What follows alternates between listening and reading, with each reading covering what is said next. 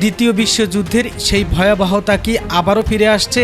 ৮১ বছর আগে পৃথিবী শেষবারের মতো পারমাণবিক বোমার ধ্বংসলীলা দেখেছিল, কিন্তু সম্প্রতি এক চাঞ্চল্যকর খবর সামনে এসেছে। যুক্তরাষ্ট্র তাদের পারমাণবিক কৌশল সম্পূর্ণ বদলে ফেলছে, যেখানে বড় কোনো ক্ষেপণাস্ত্রের বদলে গুরুত্ব পাচ্ছে ছোট আকারের পারমাণবিক অস্ত্র। কেন পেন্টাগন হঠাৎ করেই এই পথে হাঁটছে? বিশ্ব কি তবে বড় কোনো বিপদের মুখে?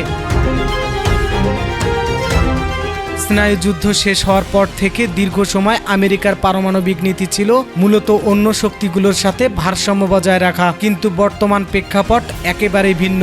একদিকে চীন সামরিক শক্তির রেকর্ড উত্থান, অন্যদিকে ইউক্রেন যুদ্ধের জেরে রাশিয়ার সাথে ওয়াশিংটনের চরম উত্তেজনা। পেন্টাগন এখন আশঙ্কা করছে এই দুই পরাশক্তি যদি একযোগে কোনো সংঘাত শুরু করে, তবে বর্তমান কৌশল দিয়ে তাদের মোকাবেলা করা অসম্ভব হতে পারে। আর এই আতঙ্ক থেকেই তৈরি হচ্ছে নতুন পরিকল্পনা।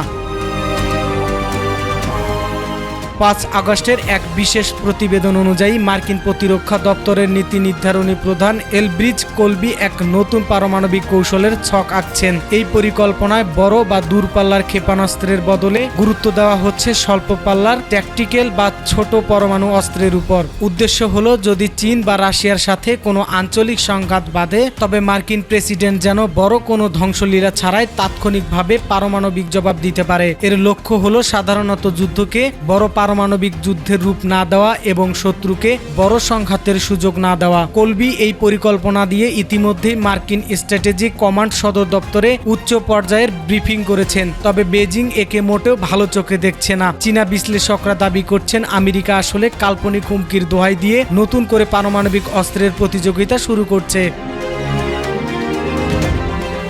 মার্কিন নীতি নির্ধারকরা দাবি করছেন এই কৌশলের মূল লক্ষ্য যুদ্ধ শুরু করা নয়, বরং এটি একটি প্রতিশোধমূলক বা ডিটারেন্স পদক্ষেপ, অর্থাৎ শত্রুকে আগেভাগেই বুঝিয়ে দেওয়া যে কোনো আগ্রাসনের পাল্টা জবাব হবে অত্যন্ত চড়া। তবে মুদ্রার উল্টো পিঠও আছে। অনেক সমর বিশেষজ্ঞরা মনে করছেন পারমাণবিক অস্ত্রকে যদি ছোট বা ব্যবহারযোগ্য হিসেবে প্রচার করা হয়, তবে বাস্তবে এর প্রয়োগের প্রবণতা বেড়ে যাবে। এতে করে পৃথিবীতে এক নতুন অস্ত্র প্রতিযোগিতার দিকে ধাবিত হবে এবং বড় কোনো বিপর্যয়ের ঝুঁকি বাড়িয়ে দেবে। পরিশেষে একটি বড় প্রশ্ন থেকে যায়, পারমাণবিক অস্ত্র কি আসলেই নমনীয় করা সম্ভব? এই ছোট অস্ত্রগুলো কি বিশ্বকে নিরাপদ করবে, নাকি ভয়াবহ ধ্বংসের দুয়ার খুলে দেবে? আপনার মূল্যবান মতামত আমাদের কমেন্টে জানাতে ভুলবেন না। বিশ্ব রাজনীতির প্রতিটি গুরুত্বপূর্ণ মোড় আর নেপথ্য খবর পেতে আমাদের চ্যানেলটি সাবস্ক্রাইব করে সাথেই থাকুন।